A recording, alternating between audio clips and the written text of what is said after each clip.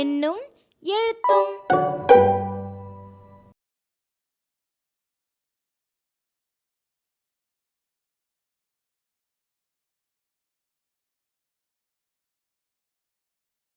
வணக்கம் குழந்தைகளே. வணக்கம் அம்மா. மகிழ்ச்சியா இருக்கீங்களா? ஆமாம்மா. இன்னைக்கு காலையில் எல்லாரும் சாப்பிட்டு வந்தீங்களா? ரொம்ப நல்லது. இது யாரு புத்தக கோபுரம் அடுக்குனது? நான் தான் அடுக்குனேன். ரொம்ப சிறப்பா அடுக்கி இருக்கமா. புத்தக கோபுரம் அருமையா இருக்குல்ல, நல்லா அடுக்கி வச்சிருக்காங்க இல்லையா?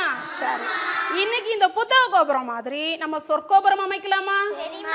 எல்லாரும் தயாரா இருக்கீங்களா? சரி, சொற்கோபுரம் அமைக்கணும்னா நமக்கு சொற்கள் வேணும் இல்லையா? அந்த சொற்களை அமைக்கிறதுக்கு என்ன வேணும்? ஒவ்வொரு சொல்லுல என்ன இருக்கு? இப்போ உங்களுக்கு தெரிஞ்ச ஒரு சொல் சொல்லுங்க. பல். பல்ங்கிற சொல்லல என்ன இருக்கு? என்ன எழுதுவீங்க பல்க்கு? அடுத்து என்ன எழுதுவீங்க? இல். ப இல். இந்த ரெண்டு என்னது? எழுத்துக்கள். சொற்கோபுரம் அமைக்க நமக்கு சொற்கள் தேவை இல்லையா? அந்த சொற்கள் எழுதுறதுக்கு நமக்கு என்ன தேவை? இன்னைக்கு நம்ம சொற்கோபுரம் ஐவரிசை எழுத்துக்களை மட்டும் பயன்படுத்தி அமைக்கலாம். முதல்ல ஐவரிசை எழுத்துக்களை எழுதிடலாமா? ஐவரிசை எழுத்துக்களை சொல்ல ஆரம்பிங்க.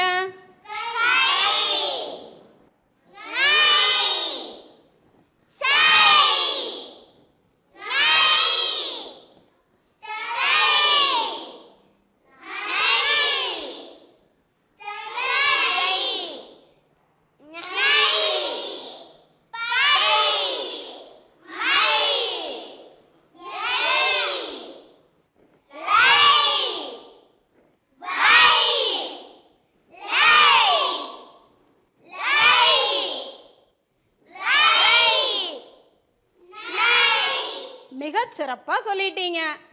இப்போ இந்த ஐவரிசை எழுத்துக்களை பயன்படுத்தி சொற்கள் உருவாக்கணும். எங்க உருவாக்குங்க பாப்போம். பை.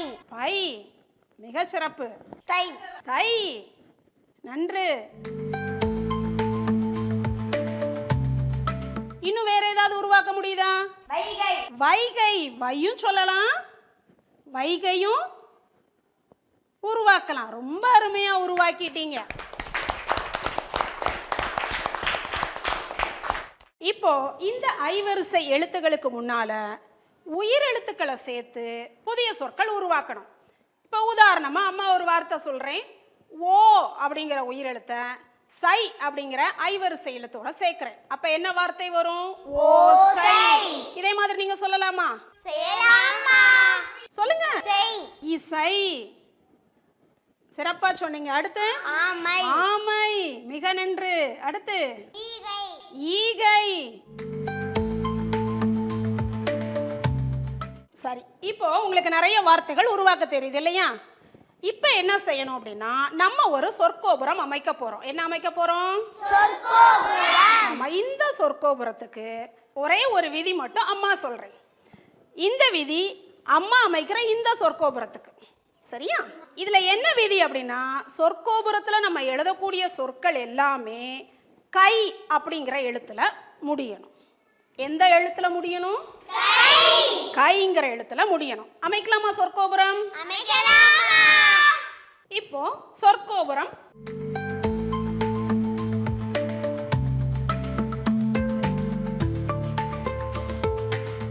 நம்ம சொற்கோபுரத்துல கடைசி எழுத்துக்கள் என்ன?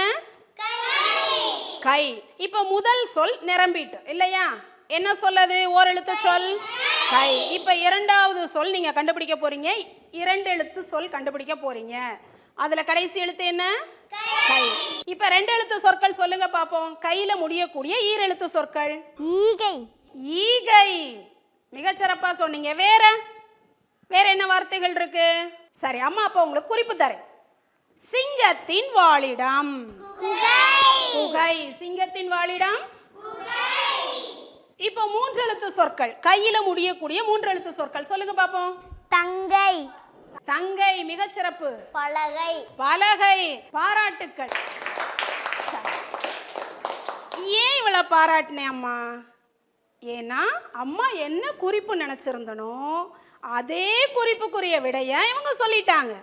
அம்மா என்ன குறிப்பு நினைச்சிருந்தேன் தெரியுமா? அமர உதவுவது. அமர உதவுவது எது? பலகை. மிகச்சிறப்பு. இப்ப 4 எழுத்து, கையில முடியக்கூடிய 4 எழுத்து சொல்லலாமா? மல்லிகை. மல்லிகை. மிகச்சிறப்பு. அம்மா நினைச்சிருந்த குறிப்பு அதுதான், அவங்க விடை சொன்னதும் அதுதான். மனம் தரும் பூ எது? மல்லிகை. இப்போ 5 எழுத்து சொல் கண்டுபிடிக்க போறீங்க. கையில முடியக்கூடிய 5 எழுத்து சொல் சொல்லுங்க. நம்பிக்கை. ரொம்ப சிறப்பா சொல்லி இருக்காங்க. ஆனா அம்மா எழுதி வைத்திருக்கிற குறிப்பு என்ன அப்படின்னா மாதங்களில் ஒன்று. தமிழ் மாதங்களை யோசித்து பதில் சொல்லுங்க. கார்த்திகை. கார்த்திகை. மிக சிறப்பு. ரொம்ப அருமையா எல்லாரும் பதில் சொல்லிட்டீங்க. இப்போ ஒரு முறை இந்த சொற்களை படித்து பார்த்துடலாமா? ஓர் எழுத்து சொல், 2 எழுத்து சொல், 3 எழுத்து சொல், 4 எழுத்து சொல், 5 எழுத்து சொல். மிக சிறப்பா செஞ்சிட்டீங்க. இப்போ உங்களுக்கான நேரம். நீங்க சொற்கோபுரம் உருவாக்க போறீங்க. உங்களுக்கு தெரிந்த 5 வரிசை எழுத்துக்கள் உள்ள சொற்களை கொண்டு நீங்க ஒரு சொல் எழுதலாம். ஆனா அந்த சொல்லுல என்ன இருக்கணும்? 5 வரிசை எழுத்து இருக்கணும். சரியா? நீங்க சொற்கோபுரம் அமைக்கலாமா? அமைக்கலாம். உங்களுடைய குறிப்பேடை எடுத்துக்கோங்க. பாருங்க, உங்களுக்காக அம்மா சொற்பட்டியல் தயார் பண்ணி வச்சிருக்கேன். இதுல எல்லாம் 5 வரிசை எழுத்துக்கள் உள்ள சொற்கள் இருக்கு.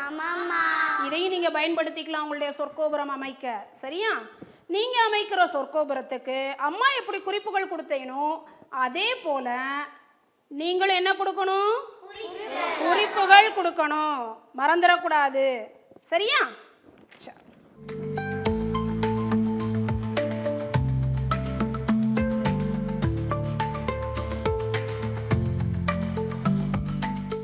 சமத்து குட்டிங்களா, ரொம்ப அருமையா உங்களுடைய சொற்கோபுரத்தை உருவாக்கி இருக்கீங்க.